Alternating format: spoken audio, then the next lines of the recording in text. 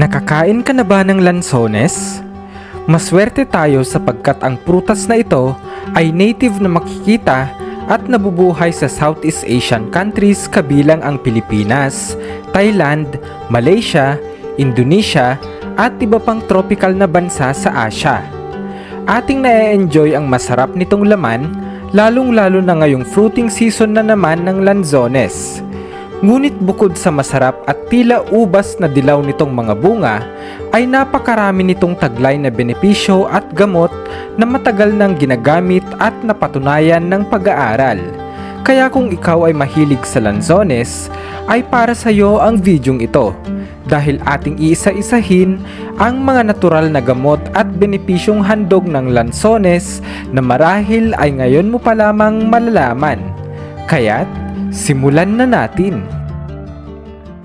Ngunit bago yan, kung bago ka pa lang dito sa ating channel at interesado ka sa ganitong mga content na tumatalakay sa siyensya, discovery, conspiracy, kakaibang pangyayari, katatakutan at iba pa, ay pakipindot mo na din ang subscribe at bell button para lagi kang updated sa mga bagong uploads ko. Maraming salamat po.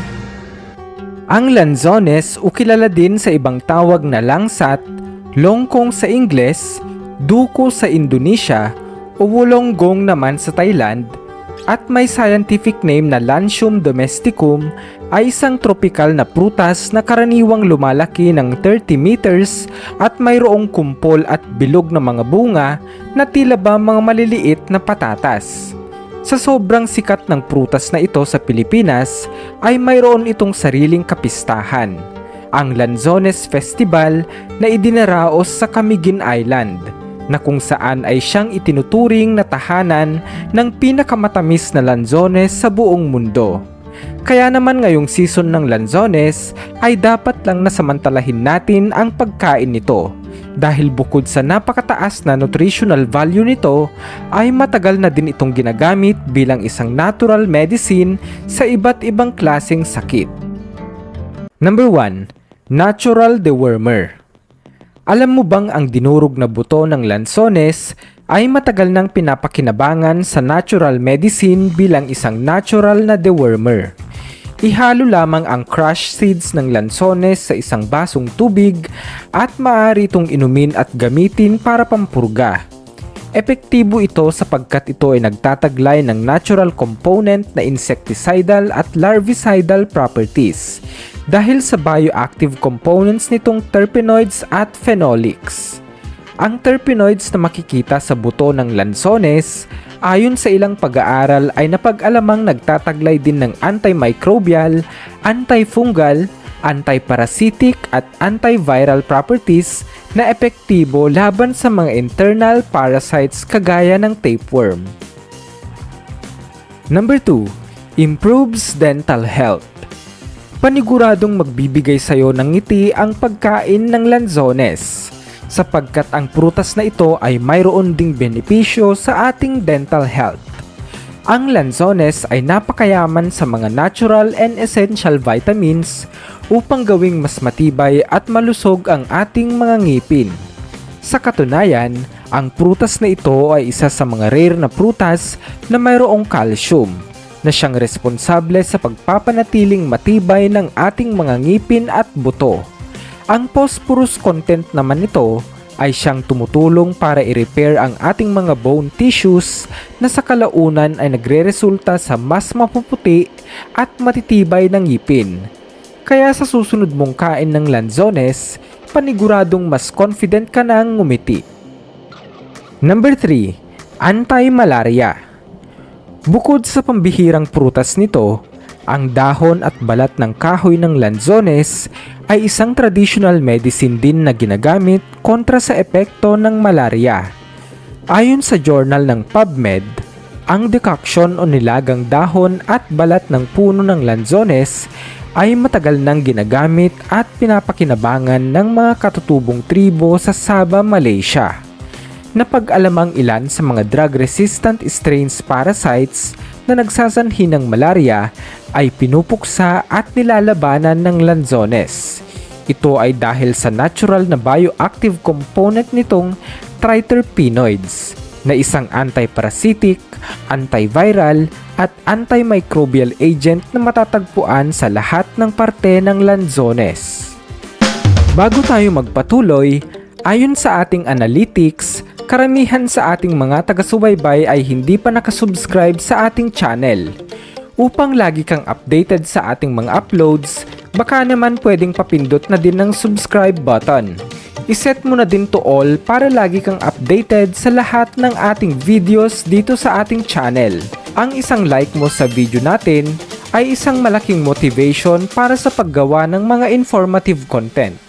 Maraming salamat mga Bright Owls!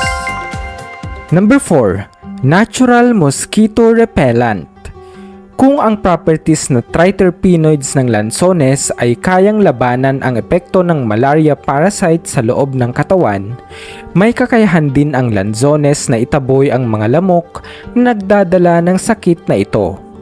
Ayon sa journal ng Philippine Council for Health and Research Development, lumabas na ang balat ng prutas ng lanzones ay mayroong insecticidal properties laban sa lamok gaya ng Aedes aegypti na siyang naging experimental subject. Hindi na ito nakapagtataka sapagkat bago pa man ang pag-aaral na ito, matagal nang ginagamit sa Camiguin Island ang mga tuyong balat ng lanzones bilang isang natural na insenso laban sa mga lamok na nagdadala ng dengue at malaria.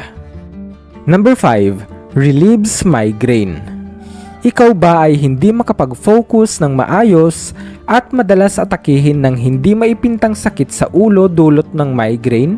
Alam mo bang sa simpleng pagkain ng bunga ng lanzones ay isang malaking bagay na upang pahupain o iwasan ang pag-atake ng migraine?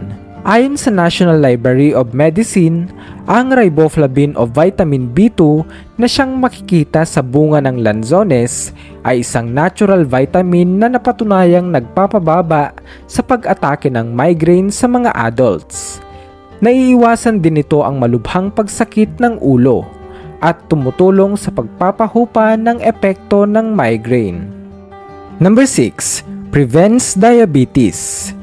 Hindi ka na magigilty pa sa pagkain ng prutas na ito dahil para sa mga taong may diabetes, ang tamis na hatid ng lanzones ay hindi na kailangang iwasan pa. Ito ay dahil sa taglay nitong polyphenols. Ito ay mayroong dalawang positibong epekto. Una, pinapabagal nito ang carbohydrates at glucose absorption. Ibig sabihin, hindi agad-agad humahalo sa dugo ang glucose kung kaya't malaya itong nakakalabas sa katawan. Pangalawa, tumutulong ito para ma-stimulate ang insulin secretion na siyang susi para ma-achieve ang normal blood sugar level.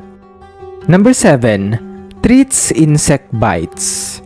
Dahil sa anti-inflammatory at antibacterial properties ng lanzones, ito rin ay tanyag bilang isang natural na topical treatment laban sa mga kagat ng insekto kagaya ng scorpions at alupihan.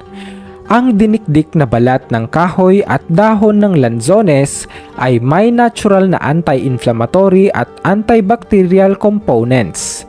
Itapal lamang ito sa namamagang bahagi ng katawan na kinagat ng insekto ay makakatulong ito upang mapabilis ang paggaling at nababawasan ang inflammation o pamamaga.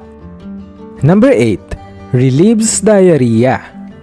Alam mo bang bukod sa mismong laman ng lanzones fruit, ang balat nito ay mayroon ding benepisyo sa katawan, lalong-lalo na kontra sa mga digestive issues gaya ng diarrhea. Ang balat ng lanzones ay maaaring pakuluan at ang decoction nito ay maaaring inumin at garantisadong makapagbibigay ng relief para sa mga taong may diarrhea at mga sintomas nito. Ito ay posible dahil sa taglay nitong oleoresin na mayroong positive effects sa pagpapahupa ng digestive issues. Number 9. Balances cholesterol. Ang prutas ng lanzones ay mayroong mataas na levels ng niacin o vitamin B3. Katulad ng fiber na taglay din nito, nagdudulot ito ng positibong epekto upang pataasin ang antas ng good cholesterol na nagreresulta sa pagbaba naman ng bad cholesterol na nagpapanatili para sa magandang heart health.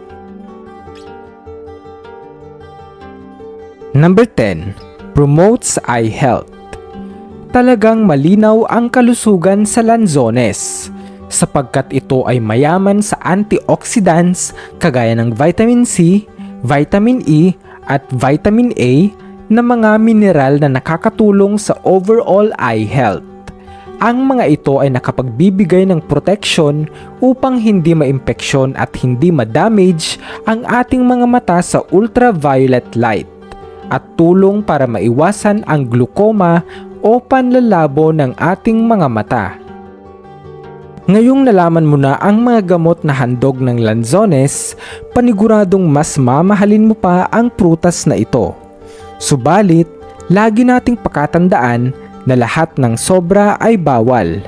Maaaring idagdag ang lanzones sa ating balanced diet upang mapakinabangan ang handog nitong regalo sa ating kalusugan.